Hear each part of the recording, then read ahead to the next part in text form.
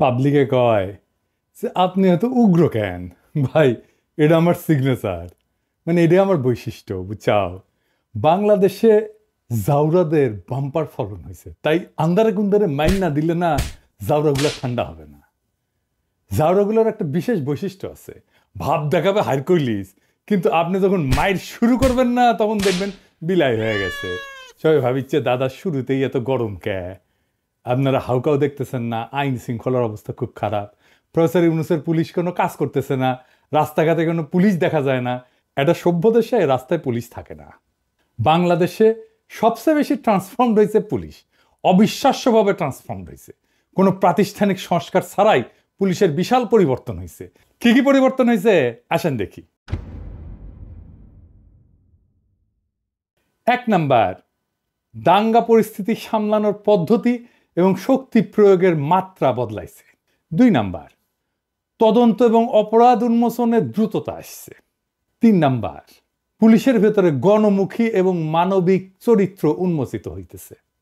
4 number, দাঙ্গা পরিস্থিতিতে police নিজে মাইর খায় কিন্তু অ্যাগ্রেসিভ হয় না। এই এত পরিবর্তন কোন জিনিসটা দেখে বুঝলাম আপনি জানেন যে পুলিশের বদলটা রিয়াল, এটা ফেক না। এটা আপনি বুঝবেন অ্যাকশনে না, এটা বুঝবেন ইমোশনে। আমি একটা ভিডিও দেখাই, এই ভিডিও আগেও দেখেছেন। একজন অতিরিক্ত বাবাসী আমার বুক ভরা লাথি মারছে, একবার বুক বরাবর হঠাৎ করে পিছন থেকে আসে লাথি মারা শুরু করে পিছন থেকে। আমরা তাদেরকে না মেরে আমরা এমনি বারবার বাধা দিচ্ছি আর কি, হাত দিয়ে ঢালার লাঠি দিয়ে আমরা বাধা দিচ্ছি আপনারা আসেন।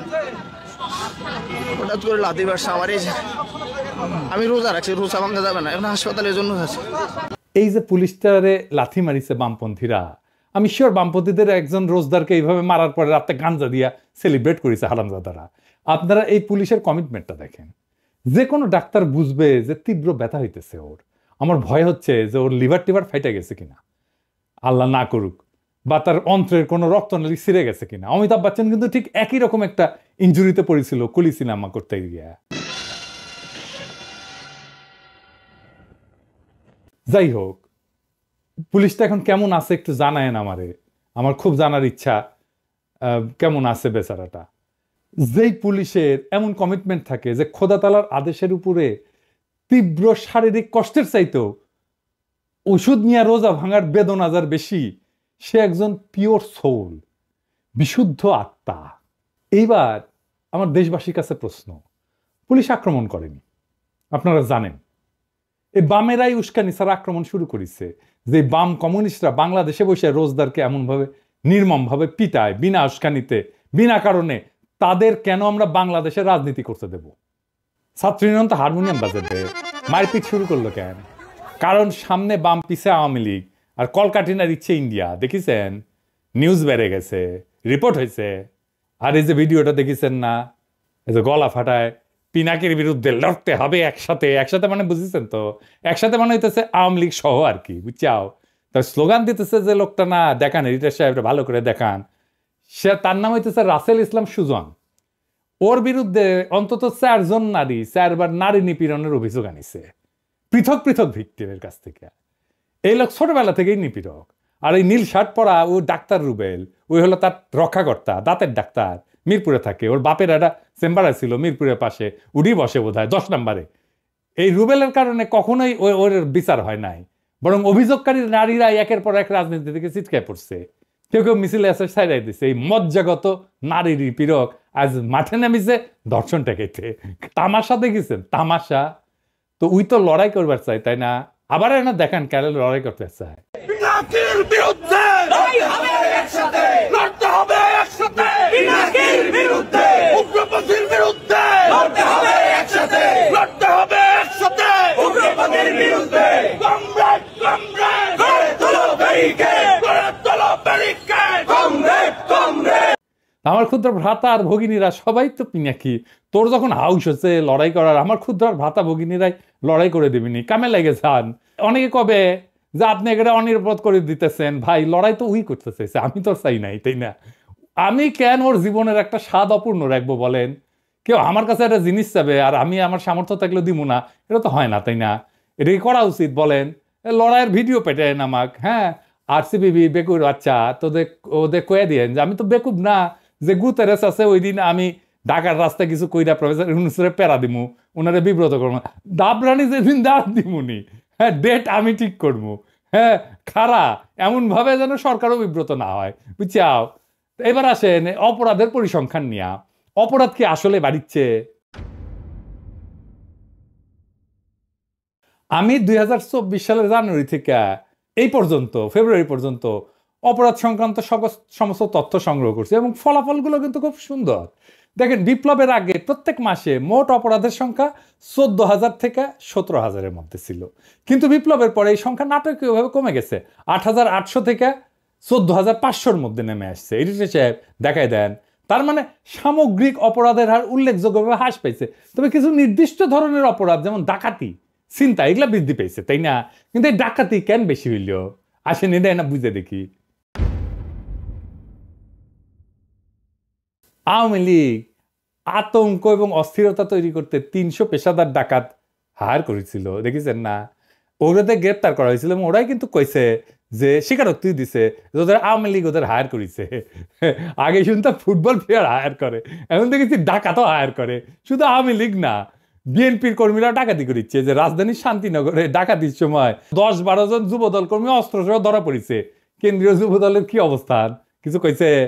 গত রাতে এই ডাকাতির চেষ্টার সময় শান্তিনগরে মতিঝিল থানা যুবদলের সাথে সংশ্লিষ্ট একদল ব্যক্তি সাধারণ জনতার হাতে গণধোলাইয়ের শিকার হয়ে পুলিশের হাতে আটক হয়েছে। অভিযোগ হয়েছে মতিঝিল থানা যুবদলের সদস্য আল মাহমুদ রাত সহ 10 থেকে 12 জন যুবদল কর্মী ডাকাতির সময় অস্ত্র সহ ধরা পড়ে। তাদের কাছে পিস্তল দেশীয় অস্ত্র ছিল জানা গেছে আর কি। কে কে গ্রেপ্তার হয়েছে আর নামটা আমার কই কি। 1 নম্বর হইতেছে মাহিদুর রহমান মোহন, ওই ঢাকা কলেজ ছাত্র দলের সদস্য। নয়ন বলতেছে যে আমার সাথে ছবি তুলিছে অনেকে, সেই ছবি দিছে, এরা দলের ওই রকম লোক না, ছোটখাটো।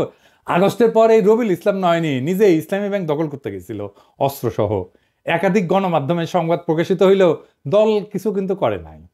2 নম্বর মাসুদ, রমনা থানা 19 নম্বর ওয়ার্ডের যুব দলের সদস্য এবং পেশার ড্রাইভার।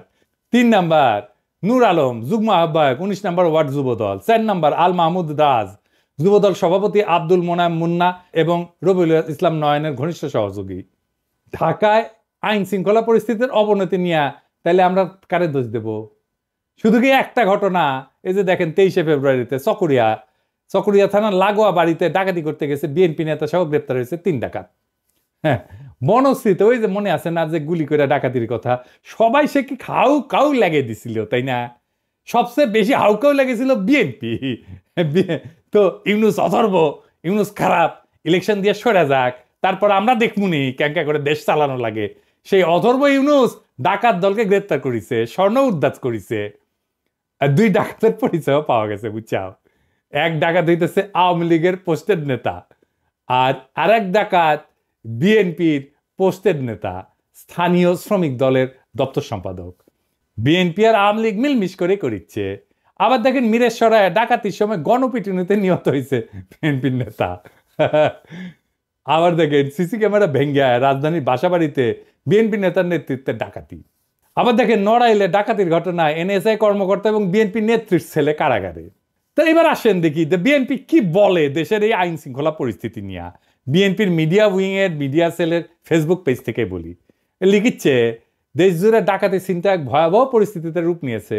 পতিত স্বৈরাচার হাসিনার দোসরেরা মিলে একে একে ডাকাতি চিন্তার মতো ন্যাক্কারজনক ঘটনা ঘটাচ্ছে। তার মানে কি বিএনপি হাসিনার দোসর? তাই তো মনে হচ্ছে। বিশেষ করে রাজধানী ঢাকাতে প্রতিদিনই কোনো না কোনো ডাকাতি আর চিন্তায়ের ঘটনা ঘটেই চলেছে। এইসব যে ফ্যাসিস্ট হাসিনার ষড়যন্ত্রের অংশ তার প্রমাণ পাওয়া যায় আওয়ামী লীগ নেতা গাজীপুর সিটি কর্পোরেশনের সাবেক মেয়র জাহাঙ্গীর আলমের ভাইরাল হওয়া এক ভিডিও থেকে। তো জাহাঙ্গীর আলম আপনাকে কি দিচ্ছে? আপনার লোকজনই তো করিচ্ছে। নির্বাচিত সরকারের অনুপস্থিতিতে নানাভাবে দেশকে অস্থিতিশীল করার চক্রান্ত করছে পতিত স্বৈরাচার আওয়ামী সন্ত্রাসীরা। দেশকে স্থিতিশীল করতে নির্বাচনের বিকল্প নাই। দ্রুত সময় এটা অবাধ, সুষ্ঠু, গ্রহণযোগ্য নির্বাচনের মাধ্যমে জনগণের সরকার দেশে স্থিতিশীলতা ফিরে আনতে সক্ষম হবে। তাই নিজেদের কর্মীদের ডাকাতির নামে দেবেন। অবশ্য ভালো, মানে ডাকাতদের হাতে ক্ষমতা গেলে অবশ্য ভালোই, খারাপ না। ঘরের ডাকাতি করবে না, ওই ব্যাংক ট্যাঙ্ক রাষ্ট্রীয় কোষাগার ওগুলোতেই ডাকাতি চলবে আর কি। যাই হোক, কি অবস্থা জিন্দগি, এত হাসি নাই কলে, এত যে হাসির ব্যবস্থা করে দিছে বিএনপিকে ধন্যবাদ। আনন্দের উপলক্ষ পাওয়া দরকার, খালি তো মেজাজই খারাপ থাকে। তো দেখেছেন না, আনন্দেরও উপলক্ষ আছে, ভালোই হয়েছে, হাসে নিলাম। কারণ হইতেছে কি, এখন তো বিএনপির লোকেরা জ্যাপে পড়বি আমার উপরে, আমি জামাতের কাফের শাখার আমির, আমাকে জামাত টাকা দেয়। আপনি যেমন আওয়ামী লীগের মধ্যে কোনো অনুশোচনা দেখেন না, তাই না? কোনো অনুশোচনা নেই, এত কিছু করছে। ঠিক একইভাবে বিএনপির মধ্যে কোনো লজ্জা নাই, এই যে এত কিছু হচ্ছে কোনো লজ্জা নাই, কোনো লজ্জা নেই। আমরা বলতেছি, ভাবতেছি যে আমরা ওদের শত্রুতা করছি, ভাই নিজের লোক দলের লোক ডাকাতি করতেছে, ধরা পড়িচ্ছে। আপনাদের তো সুইসাইড করা উচিত রে মিয়া। অনার বলে তো একটা জিনিস আছে, নির্লজ্জের মতো বলতেছেন নির্বাচন হলে সব ঠিক হয়ে যাবে। নির্বাচনটা আসলে কখন হবে? আসেন এই বিষয়ে আলাপ করি, সিরিয়াস আলাপে আসি, হাসি তাসি বাদ দিয়া। অনেকে বলতেছে প্রফেসর ইউনূস বলছে নির্বাচন ডিসেম্বরে হবে। না, প্রফেসর ইউনূস এটা বলেন নাই। ডিসেম্বর একটা কথার কথা, কোনো ডেডলাইন না। কেন না এটা বুঝায় বলি। প্রফেসর ইউনূস সংস্কারের বিষয়ে একটা ঐক্যমতের কাজ শুরু করছেন মার্চ থেকে, তাই না? ঘোষণা দিয়ে তিনি সেখানে দারুণ একটা পদ্ধতির অনুসরণ করছেন। তিনি বলছেন আমাদের নিজেদের তো কোনো এজেন্ডা নাই, আপনারা সব রাজনৈতিক দল শুধু যেই পয়েন্টে সংস্কারের জন্য একমত হবেন আমরা শুধু সেইটুকু করব। এখন এটাই তো ঠিক হয় নাই, সবাই মিলে কতটুকু চায়। বিএনপি বলতেছে নির্বাচনের জন্য ন্যূনতম সংস্কার ততটুকু কইরাই নির্বাচন। তো ভালো কথা, সেটা লিখে দেন না কেন, বলে আসেন প্রফেসর, দেরি করছেন কেন? সরাসরি বলে আসেন। এতদিন তো মার্চের তো অর্ধেক মাস পার হয়ে গেল, তাহলে অতটুকু করতে কত টাইম লাগে সেটা হিসাব করা যাবে নি? ডিসেম্বর কেন, জুন জুলাই তো হয়ে যেতে পারে নির্বাচন, যদি সবাই মিলে বলেন আমরা কোনো সংস্কারই চাই না। ইনফ্যাক্ট মির্জা আব্বাস তো আরো ডেঞ্জারাস কথা বলছে এই সংস্কার করলে আমরা এটা চেঞ্জ করব ক্ষমতায় আসলে। আপনি শিওর আপনি ক্ষমতায় আসতে পারবেন মির্জা ভাই? হ্যাঁ, তো তাইলে একদিন বসেছিলেন কেন? আগেই বলতেন যে সংস্কার চাই না, বসে বসে সবাই বেকার খাটতো না, তাই না? আপনারাই যেহেতু দেশের মা বাপ, জিতলেই যেহেতু সবকিছু দেশের মালিকানা পাওয়া যান, দেশ তো জমিদারি আপনাদের, তাই না? জমিদারি কিনে নেন নির্বাচন কইরা, আপনার রাজনৈতিক দল তাই যা খুশি করতে পারেন। আর আমরা তো তেজপাতা, আপনার তো মির্জা ভাই রাজনীতি করাই উচিত না। এই কথাটা তো পুরাই অরাজনৈতিক, উদ্ধত হাসিনা, নমরুদ আর ফেরাউনের কণ্ঠস্বর। দেশটা তো আপনার বাপের না। জুলাই আগস্ট বিপ্লবের সময় ছাত্ররা লিখেছিল লাখো শহীদের রক্তে কেনা দেশটা কারো বাপের না, দেশকে আপনার বাপের মির্জা ভাই। ভোটে জিতে যা খুশি করার অধিকার আপনার থাকে না? পারলে করে দেখান যদি খেদম থাকে, পারলে আমরা ঠেকাবো। জানের ভয়ে তো 28শে অক্টোবর দাঁড়াইতে পারেন নাই, মনে নাই? বল্টনে 16 বছর ফ্যাসিবাদের খাইছেন দেশটারে, 111 ঠেকাইতে পারেন নাই, এখন হারকিউলিস হয়ে গেছেন। বাপরে ডরাইছি। হ্যাঁ, আপনার তো দলের কর্মীদের উপরে দরদ নাই, ওদের একটু ডাকাতি করতে দেন, ওদের কি কোনোই অধিকার নাই? একটু জিব্বাটাকে সামাল দেন, সংযত করেন। ওই যে জর্ডানের একটা কবিতা আছে বুঝছাও, ক্যানোনাইজেশন বলে, ইংরেজি যেহেতু লিখেছে ঠিকই লিখেছে for God sake hold your tongue and let me love. রবীন্দ্রনাথের বাংলা করেছিল দোহাই তোদের একটুকু চুপ কর, ভালোবাসিবারে দে আমারে অবসর।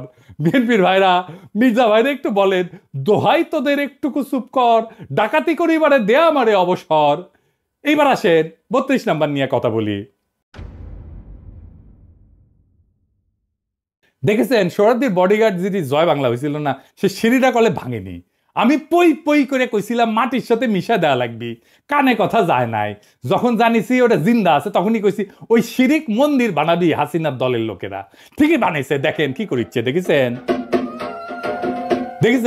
বুঝেছি। ওটা আমার নিজ দায়িত্ব লিয়া ভাঙা লাগবি। অসমাপ্ত আত্মজীবনী লিখেছিল সোহরাওয়ার্দীর বডিগার্ড, আর আপনারা অসমাপ্ত ভাঙাভাঙি করেছেন। আমি এর দায়িত্ব আর ক্ষুদ্র ভ্রাতাদের দিব না, একেবারেই দিব না। নিজে হাজির থাকবো। 5ই আগস্টের মধ্যে দেশে যাওয়ার পারি নাকি দেখি। সরকার তো আমার নেওয়ার জন্য ফরাসি সরকারের সাথে কথাবার্তা করছে। প্রফেসর ইউনূস নিজে উদ্যোগ নিচ্ছেন, আর উনি কথাবার্তা কইছেন, আশা করি হয়ে যাবে। এখন আমার এই প্ল্যান শুনে স্যার কবের পারে যে তুমি তো আমার পারিছি থাকো, আশা লাগবি না, এটি তুমি এসে গেঞ্জাম বাঁধাবা। স্যার শুনেন, আমাদের বগুড়াতে একটা গান আছে বুঝছেন, ইউথকারের গান আছে, ওই গানটা হচ্ছে গ্যাঞ্জাম বাঁধাবো, শুধু গ্যাঞ্জাম। আমরা বগুড়ার লোক তো গ্যাঞ্জাম বাঁধানোর আমরা মাস্টার। আপনি আমাকে নেন বা না নেন, গ্যাঞ্জাম আমি বাঁধাবই। তার সে নেন, ওই চক্ষু লজ্জা আছে তো, তাতে হয়তো যদি কিছুটা সামাল হয়। যাই হোক, প্ল্যানটা কই। হ্যাঁ, এইবার আমি আমার ক্ষুদ্র ভগিনীদের নেব, জনা 30 ওরাই ভাঙবি। আমার কলেজ চাইনিজ বুদ্ধি, শিওর শট, কখনো ফেল করে না। আমার প্ল্যান, আমি ক্ষুদ্র ভগিনীদের লাইন ধরে সিঁড়ির দাঁড় করামু। হ্যাঁ, এক এক সিঁড়ির 2 থেকে 3 জন, তারপর উপর থেকে ওদের মাথার উপরে 8 ছেড়ে দিমু। ওরা যে চিক্কন মারবে আর সিঁড়ির উপরে যে দাবা দাবি করবি না, ওই সাথে সিঁড়ি ভেঙ্গা মাটির সাথে মিশে যাবে। এই কৌশল বড় বিল্ডিং ভাঙার টাইমে কাজে লাগানো যাবে, শিওর শট। হ্যাঁ, এবার ক্ষুদ্র ভ্রাতাদের শিখে দিয়ে আর টেকনিক। হ্যাঁ, প্যান্টের পকেটে জ্যান্ত 8 নিয়ে যাবেন ডেটিং করতে গার্লফ্রেন্ডের সাথে। গ্যাঞ্জাম লাগলে পকেট থেকে 8 বের করে দিবেন, সুইরা একেবারে গায়ের উপরে ঠান্ডা হয়ে যাবে। জিন্দেগি তার প্যারা দিবি না গার্লফ্রেন্ড। প্যারা দেওয়ার চেষ্টা করলে না, খালি প্যান্টের পকেটে হাত ঢুকাবেন। 8 থাকুক আর না থাকুক, একেবারে ঠান্ডা, বুদ্ধিটা ক্যাঙ্কা।